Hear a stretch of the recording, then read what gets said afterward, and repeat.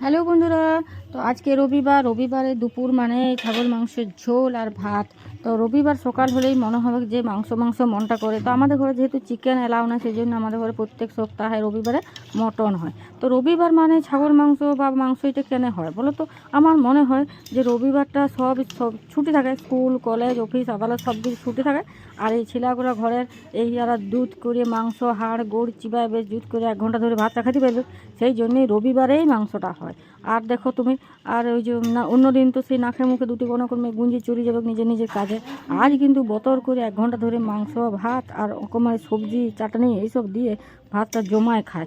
এই জন্যেই রবিবারে ছাগল মাংস বা মাংসটা হয় আমার মনে হয়। তোমাদের কে কী মনে হয় কমেন্ট করে জানাবে তো।